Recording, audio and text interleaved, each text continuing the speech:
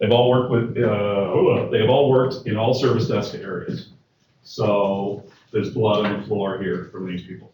And they've done everything from HelpDesk, HelpLine, and secondary support. So since this is a flip the session type session, we're basically going to go right up until sort of we've got 5 minutes left. I'll wave my hand or squawk or something at that point in time, and then we'll have 5 minutes to finish up, and then that'll leave you 5 minutes to get to the next session. Maybe. Great, thank you. So obviously this is the flip the session, so everybody here is expected to participate. So I'm going to start off by describing the way we're set up in our service desk. So we have 3 distinct groups. We have the help desk, which is the counter for the students. We have a 24/7 lab that's open for students only. And the counter there is open from 8 a.m. to 8 p.m. The staff there answer the calls evenings and weekends. And on the weekends they're open 1 to 5. Then we have the HelpLine, which we have 5 permanent analysts that are online. At the HelpLine, we'll see on an average day from 200 to 250 calls. And during the peak times, we'll see 500 to 550. And whatever isn't resolved at the HelpLine level will go to the desk side support group or the second level support. And from there, they'll use Goto Assist or go on site to help resolve these issues. And but they're also responsible for special projects such as any research labs or helping with any new initiatives that are happening on campus. And as a reference, we have some different topics that we can discuss just to sort of get it all going. But at the time that we were talking about doing this session, the HelpLine was short of resources during a peak period. So our HelpLine tends to be the entry-level position here at the university into IT. And I'm assuming that everybody feels this when people are moving around, and it always seems to be during the peak period that somebody else gets the job, and then we're back to training, and then we're trying to hire somebody new. And so that's where I wanted to start and sort of open the floor up to everybody to see how you resolve these types of issues. So, or anything else that you want to talk about. So that's sort of where I wanted to start. No? What's the difference between HelpDesk and HelpLine again? The help desk in our situation is it's student labs. So the help desk is student lab. It's the counter. The students come help for the computing lab. And then the HelpLine is really on the phone for students and employees. And the help desk we have 2 help desks at the university. Oh, yeah. We have one at the library. So what we do is in-person help. So we can help student employees. If they're not able to help people at the HelpLine, sometimes they say go to the help desk, the technician will see you right now. Then if we're not able, then we go to the second level support. So, but mainly the help desk is for student, most of it, wireless problem, accounts problem, and everything. We have one at the library that is central to the library, to the university. It's really central. And we have one at the computer lab, the main computer lab for all students. Doesn't matter which faculty you're in, you can use that lab, and it's open 24 hours a day, 7 days a week, 365 days a year. So that's the difference. So the diagram you have drawn there, is service desk an organization and help desk, HelpLine, desk side support, are they functions within that organization? Yeah, what Nolan said was we're part of CCS, so it's Computing Communication Services. So we're not part of any faculties. We do a service for all the services on campus. So we do computer support. The help desk and the HelpLine, they'll do all campus. So basically any employee at the university, professors, any student can call in the HelpLine, and they'll basically try to resolve their problem on the phone. If they can't, then they would send a request to, let's say, the faculty or us, if it's services related. But I guess, what I'm trying to get at does the term service desk, does that describe an integrated unit that has those different functions, as you just described it? In our organization, our service desk, in your terminology, would include help desk and helpline, and email and Yep. the Yes. other avenues. Also students in the comments.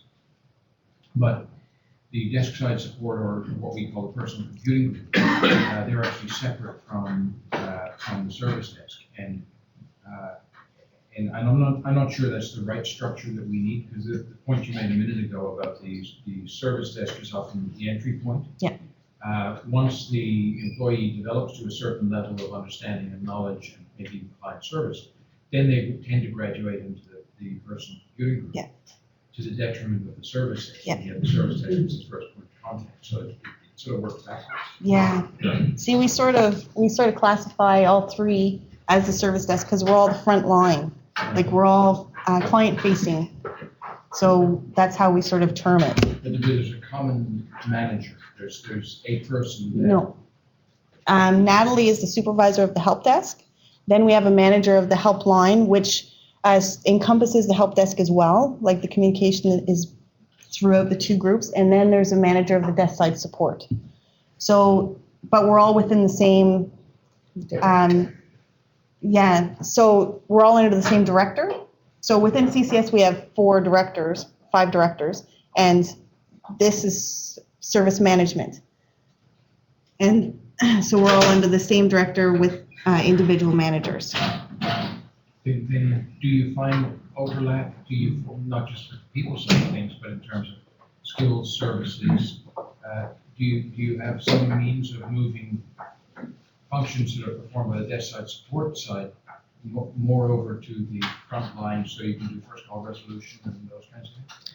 Well, what we tend to do is when in the peak periods, we'll take people from the help desk to cover the helpline because they're trained already for the evenings and the weekends. So we'll bring them up if they're available because a lot of them are students.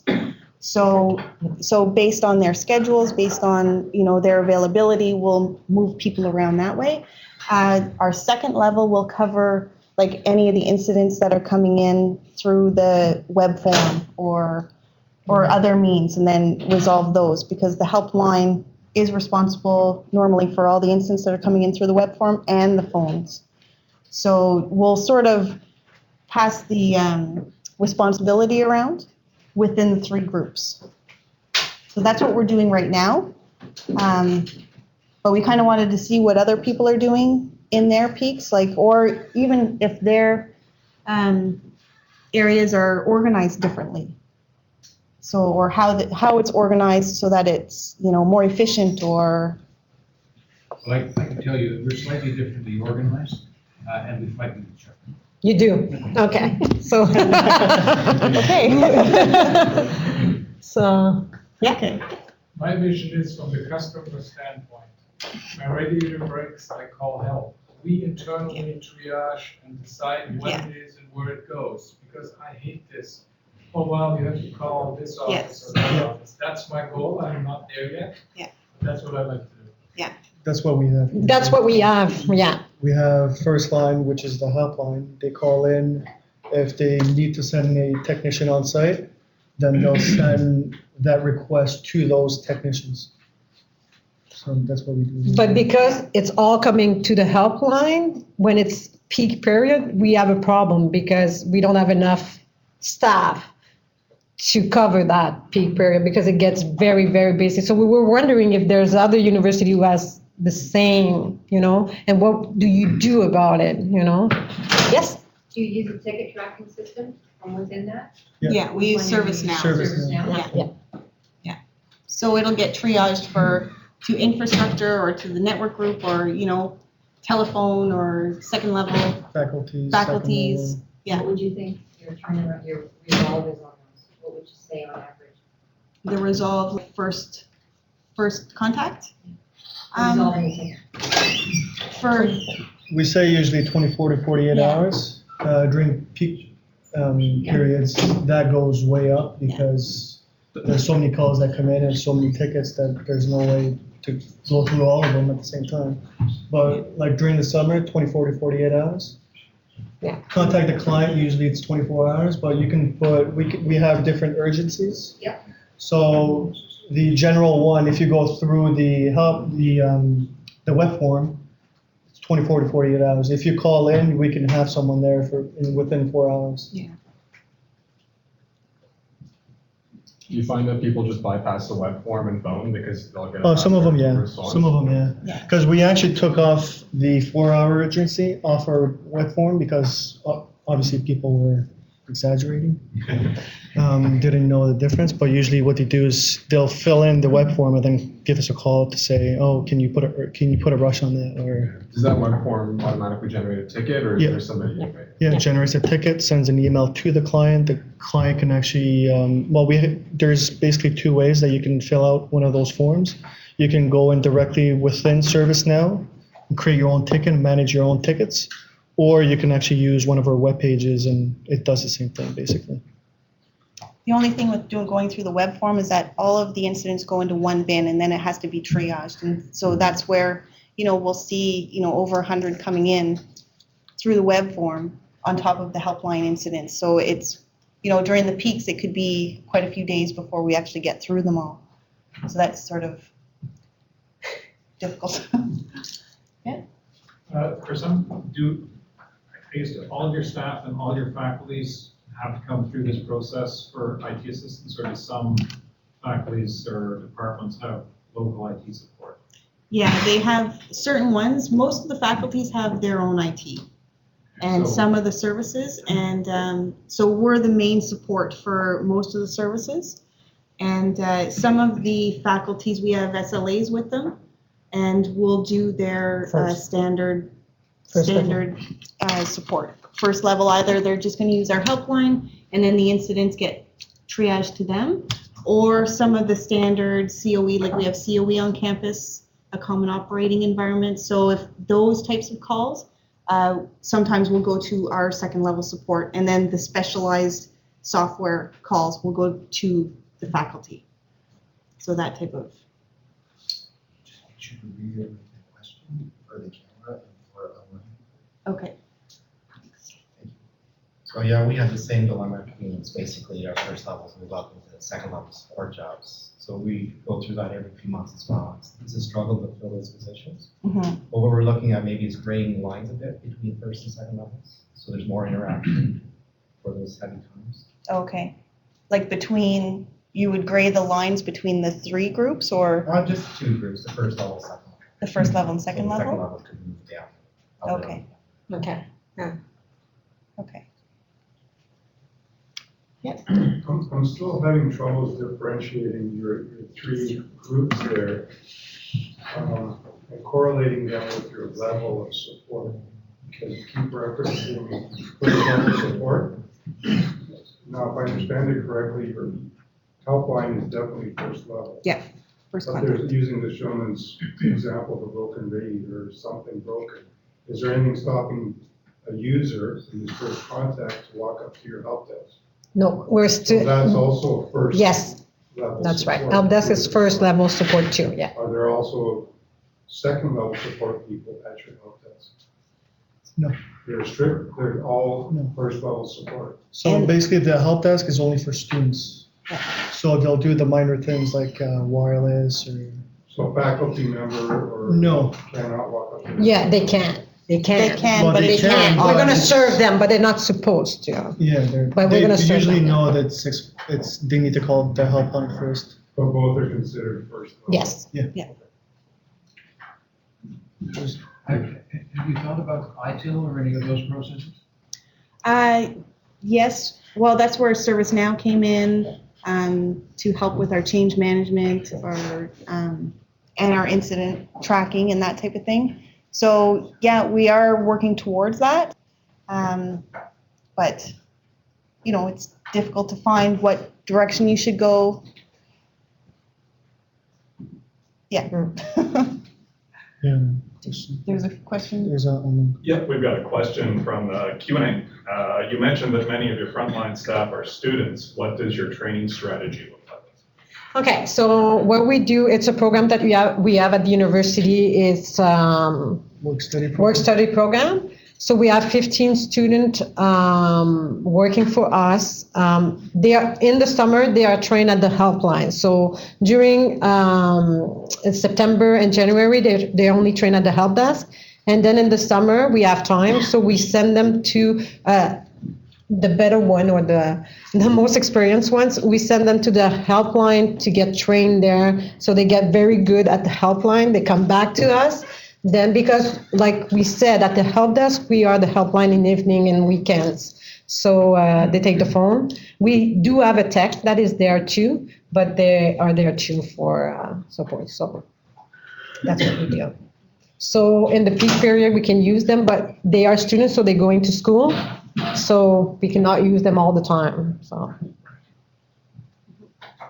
So the other thing we did was we quit hiring students. All our first level support is full-time staff. So Okay. the confidence Did- level in our support center. Did you see a change? Yeah, okay, because we've been discussing that for a long time, but it seems that it's a lot of money, student work study, they pay us We replaced to. probably a rotation of like 30 students with four full-time staff.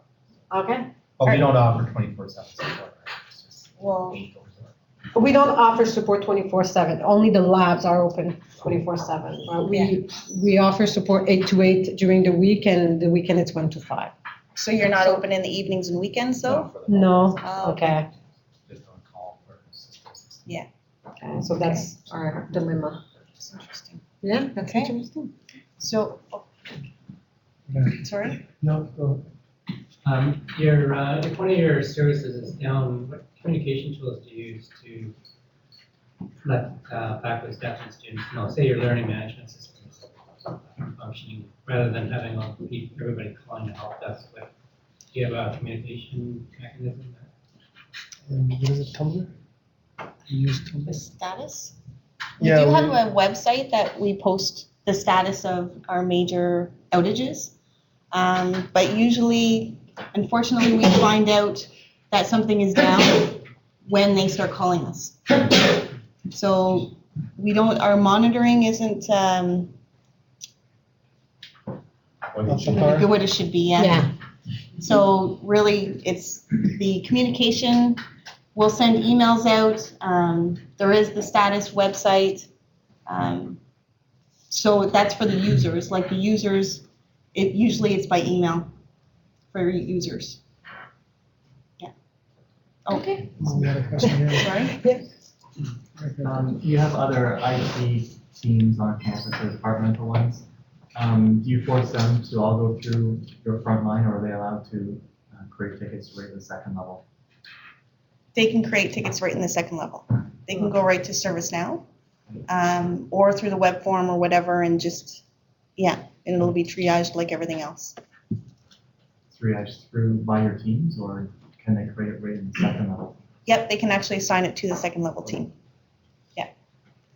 Do the online? Yep, we've got nothing here. Can you please elaborate on your use cases for Goto Assist and pros cons for using the tool? Okay. I worked at the helpline for 5 years, and I think with the last year that I was there, that's when we started using Goto Assist. And for some reason, I didn't like it because it took a while for users to figure out how to connect to it. I don't know why, but just click on the link. But they should be able to, they do use it. I know now that they're used to it. They do use it a lot, which I think a lot of employees appreciate because it's dealt with right over the phone. So most of them, I know a lot of them just call in and then they ask right away, well, can you do it for me? Because it's a lot easier than just trying to figure out where to click. So. Right. Are there any downsides to its use now? I would say no. I don't think there's a downside for it. Right, cost-wise, it's not too. I don't know. Yeah, I'm not sure of the cost. I couldn't tell you. But all of our levels of support use it. So, and even the IT and some of the faculties use it Even and the- like it. Even the second support. Yeah. We So- do use it once in a while. Yeah. When it gets pretty cold outside, it's useful. Minus 35 here with the wind chill. Yes. This is a question for you guys and maybe for the rest of the room as well, but I'd be curious to know how many people have folded AV and media services or just AV services into that frontline support department, because that's how we do it at OCAD. We have a number of help desks. We have AV help desks, laptop help desks, and an IT help desk. And people have figured out that they can go to any one of those and will eventually, get triaged to the correct place. But the AV thing still, I think a lot of people are still doing that under library services or. Yeah. Ours are still very separate, Okay. and I don't even think they're in service now yet. So we actually tell them to call their help desk. Yeah, so it's very separate here. We're working to integrate ours. Primarily because of some budget cuts that we just experienced. But I think it does make sense with the convergence that's been going on over the years. Really, half the time it's going to be an issue, perhaps with a PC. The other half the time it might be an issue with a projector or something. So when it comes to offering service, you just want to be able to have folks who can do it all. Yeah, on the topic of the radiator request, actually, I'm starting to think that like service requests maybe eventually will, with One desk. yeah. So you guys do that too. So facilities and campus services, it all goes through. That's what I want to try, Oh, because that's they need now everything. You have a problem, you call HelpLine and we take care of it. Is anybody else doing that? Yes, Yeah. we haven't gotten there yet, we're from RC, but that's what we're going towards, because CIO is also the director of support services, so the physical plant, the food services, all of those things, and right now, everybody's got their own silos to how to request food services, how to do that, how to do that. It's very difficult to try to keep, managed well, and you get the weird heralds that come from you from whoever, and you don't know that it actually is happening until it happens. If that's clear, yeah. So we're trying to do it all in one help desk, and so any kind of request, no matter what it is, comes into that one-stop shopping. Okay. Anybody else? We've integrated AV services with our main help desk, but in order to be successful with it, we found that room view was an absolute requirement, which is basically it's kind of restaurant software that gives you full control of all of the AV stuff in the room. Because telling people, oh, it's that button over there. No, that, no, okay. No one will say check out, he'll be there 5 minutes to sit still. But having room view was a massive improvement for us because we actually have remote control the same panels that they're seeing in the rooms. And the other thing that we found that we added, initially we just added it just for fun, was an observation camera at the back of the room. And we did it just at the start to be able to find out, well, is the room being used or not? And actually, that it's the most amazing thing as far as I'm concerned for help desk support, because you can look and see, oh, the screen's blue, okay, I know the projector's working, like it's just instant sort of an assessment of the situation. Where even over the phone, trying to get that, well, yeah, the screen's blue, and you walk up there, and yeah, it's blue, it's the blue Windows desktop. So, it can be a different thing. But having that remote access view camera, I really want to put those in all the classrooms this year for support. Was there any issues around privacy or anything like that that you had to? Not technically, so. Campus security has cameras everywhere, and those are indicated for people's safety and security. Right. We did have to go through an assessment and basically tell people this is to monitor the equipment, not to monitor the people. There's nothing recorded in the background. We're not going back to the loops. It's strictly live. Green light comes on. We're watching to help. Right. Sorry, which institution? The University of British Columbia is Okanagan campus. So, and we're still we're kind of at the 30% mark with it at this point. So with what we can see where it's going to go, we're really quite happy with it. We got a question for you then about the room view stuff. How many, because you guys have a big campus, right? So, It's only about 11,000 students. Okay, So it's still over twice as much as what we've got, but we don't have room view. We have, work study students. They run out and they do.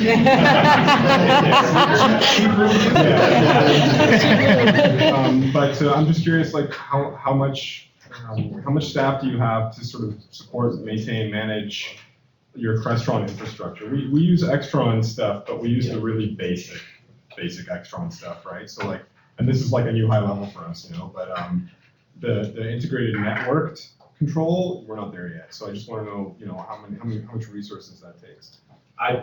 let's talk to you offline. Okay, sure. Chat about that more for sure. Okay. We have another question from the live Q&A. A follow-up to an earlier question, what do the training modules for students look like? Training modules for students. So Training? for like the help desk? Oh, don't I'm ask me assuming? to elaborate. Yes. What do you mean, for the student that works there? Yeah, yeah. Like the training? I'm guessing Wait, you okay. said you hire. I didn't hear the question. Can you repeat the question, Training please? modules for students. Yeah. There's a big turnaround in students, I think. Yes, there's a big turnaround in there. It depends of the year. Sometime if I get my student that on the first year they're at school, usually I keep them for 3 to 4 years. But there's a big turnaround in the student work study program. Yeah, like this year is an exceptional year. I'm gonna keep 9 of them for this September, so that's rare. Usually I keep 4 of them. So I have 10 more, 11 too.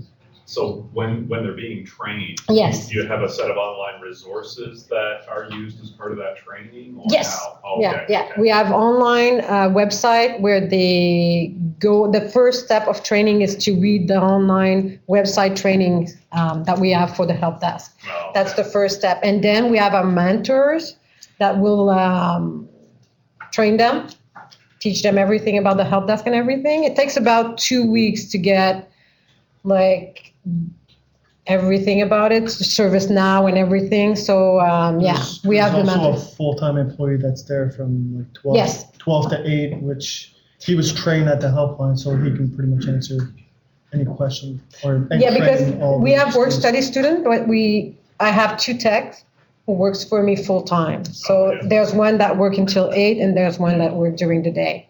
So yeah, he's there too. So if they have a problem or anything, we're there to they have support at the back. So, and I'm always there too. So not until 8, but. Are you folks also responsible for desktop deployment, or is that like another central IT thing? That's second level is, the support group is desktop deployment, yeah. So.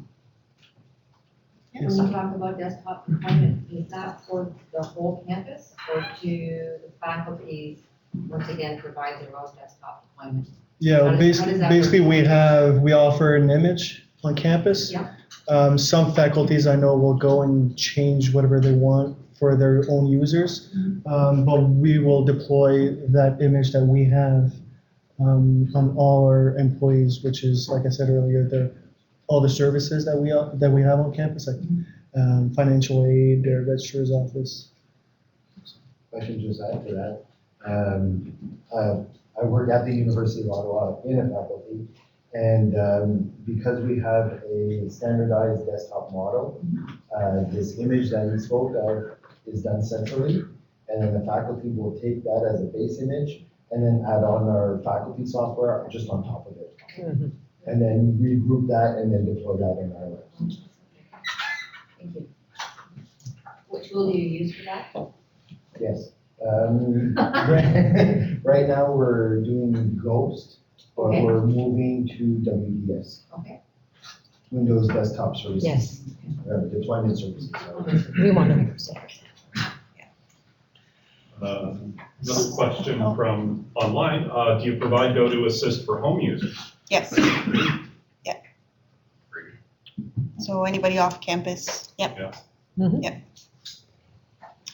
So another topic would be like the password management. So we have a self-serve portal right now, but it only holds a certain number of our accounts because right now we have quite a few different access management or identity management tools.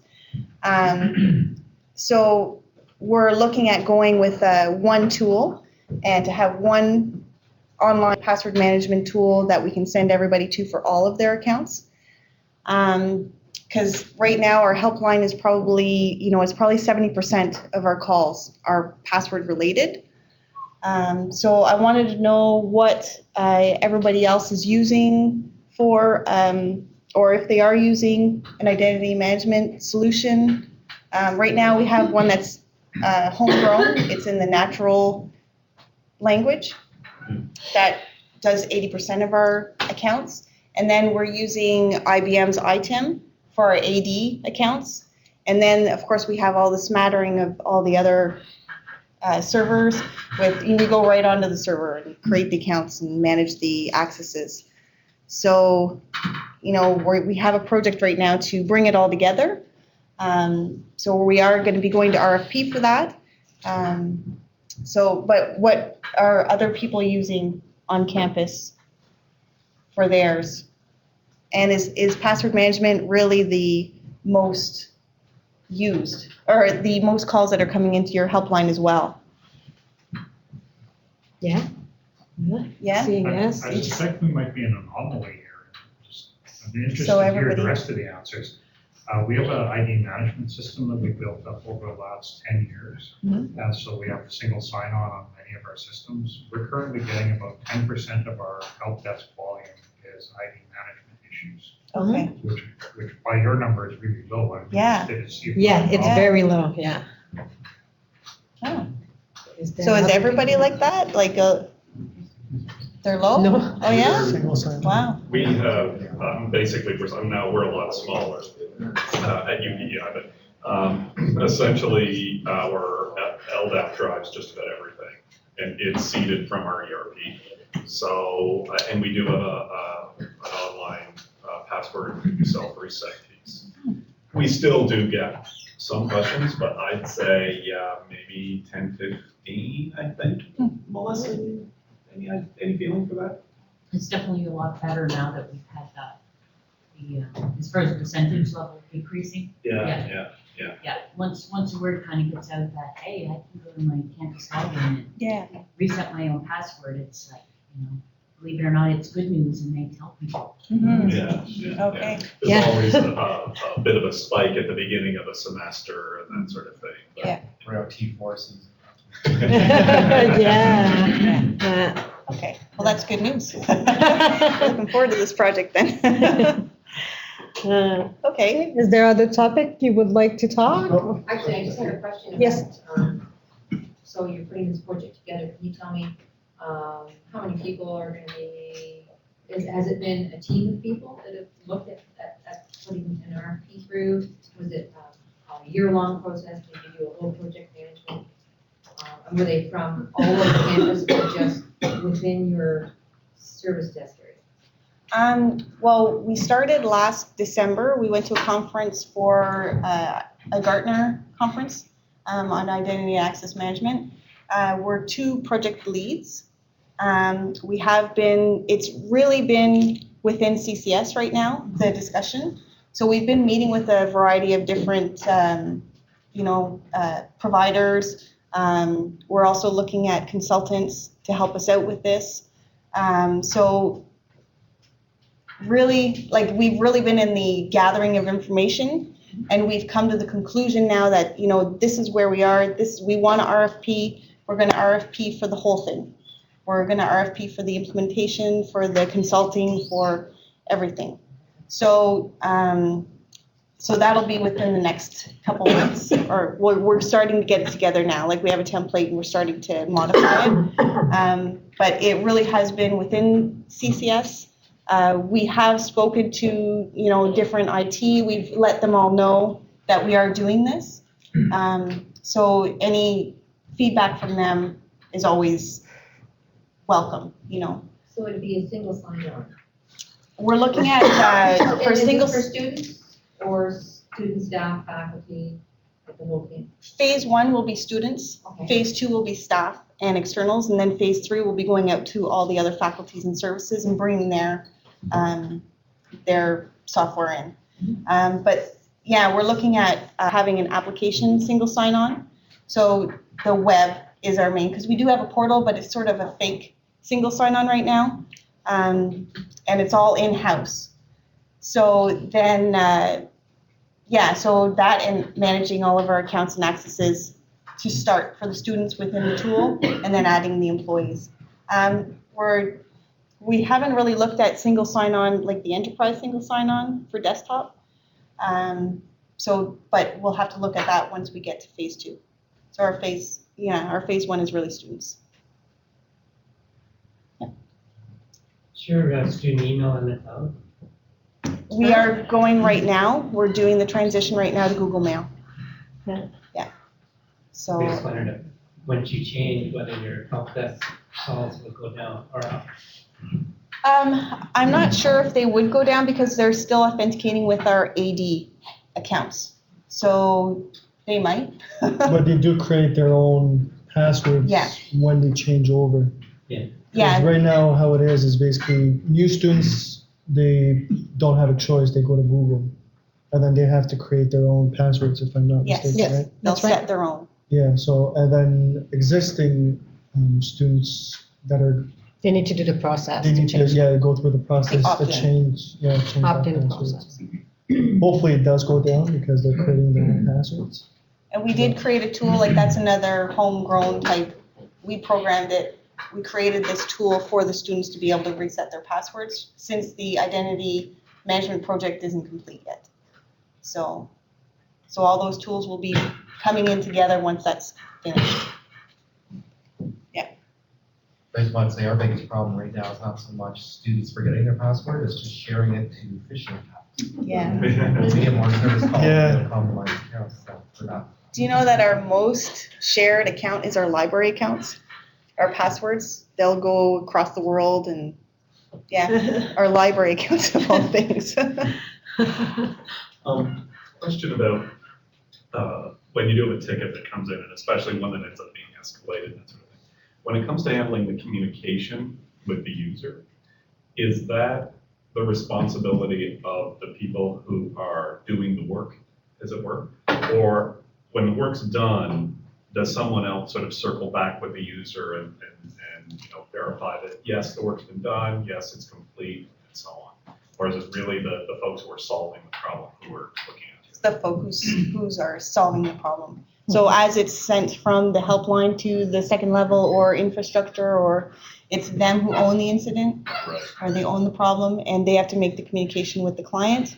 Once the incident is closed, there is an email that's sent with an online survey and that, but yeah, we don't have a true service desk as in, doing the full.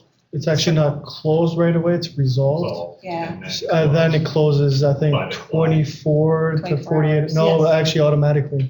So Yeah. basically the client has 24 or 48 hours to reply to that, because they can reply to that email. Yes. And then which reopens that request. Is anyone else doing sort of that service desk approach where the desk basically handles the communication with the client? And of course, the people who are working on the problem will be talking to the client as well, but as far as the sort of overall beginning to end, you have someone responsible for that? We tried that and we had to stop because they just couldn't keep up with it. Yeah. It sounds, 6 months. Yeah. it sounds like a nice idea, but I'm just wondering, is it feasible? All Yeah, I this double I don't think we work. could do that because we have so many clients and so many students that you need a whole new group just for that. to deal with that, yeah. Yeah, and So- the users aren't worth it. No. Don't scream that part. Stop recording. Yeah. No. Okay. So does anybody do any mobile management with all the Blackberries and the iPhones and the Androids that are coming on campus? No? We have a Bez server right now for just the Blackberries, but everything else is just sort of out there and connecting and, We have a policy, we only allow iPhones to be bought by staff that want to use university system. We have a contract and you can only go through one vendor to get that. okay. So students can't come on with their iPhones and connect their Yes, email I or, don't. but you don't care? You can authenticate and Okay. And other employees, like if they're bringing their own personal we phones? have a policy saying that if you connect to our email or anything, you have to have, after somebody tries, automatic wipe or anything like that. So we just did due diligence, Okay. but we can't prevent them from doing it. Yeah. It's easy. Okay. We run Bez and ActiveSync through the non-BlackBerry devices. Right. So it would be, much like Helmut, we've got remote wipe, password strength. Yeah. Okay. Okay. Since they provide these nice yellow cards, I felt I should.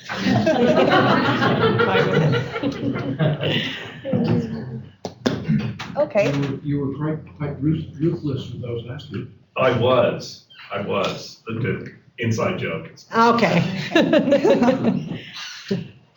So lab images. We were wondering, like right now we have, we've just gone to Windows 7 in our main lab, and a lot of the other, faculty labs are going up to Windows 7 as well.